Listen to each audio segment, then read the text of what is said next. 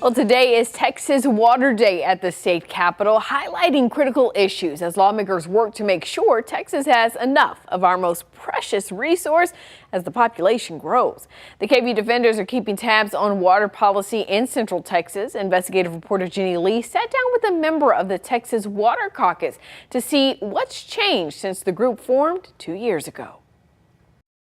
I've learned a lot in the last 2 years about water. Water is now a priority for State Representative Vicki Goodwin, especially with Lake Travis in her district. And a lot of the residents from around there making me more and more aware of how low the water level is and their concern with the influx of all the people into the state of Texas. That concern backed by U.S. Census Bureau numbers. More than 31 million people now live in Texas. The state added more than 560,000 people from 2023 to 2024. A lot of that growth happened in big cities like Austin. How are we going to meet the water needs? It's a question Goodwin and her colleagues on the Texas Water Caucus are trying to answer. The group formed in 2023 so lawmakers can learn more about water issues and how to address them. Goodwin says new water supplies is one strategy.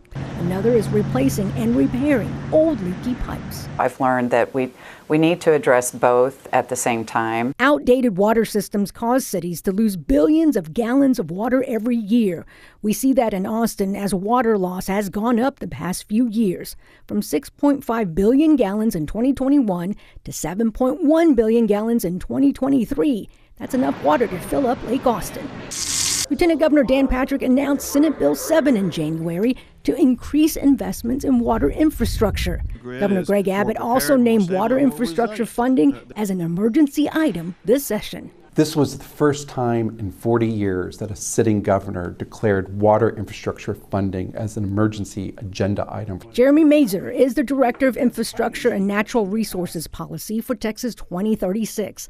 He's tracking some 60 water-related bills filed this session. He says water is front and center for lawmakers because of its influence on the economy. If we want this Texas economic miracle to continue for decades to come, we need to have reliable water infrastructure in place. Goodwin also filed several water conservation bills. One prevents HOAs from penalizing homeowners for having brown grass.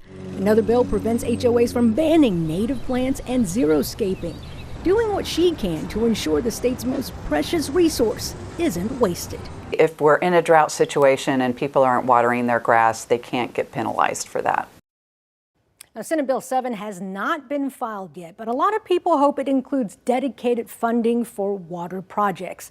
It follows the passage of the $1 billion Texas Water Fund in the last legislative session. In the studio tonight, Jenny Lee, KVUE News.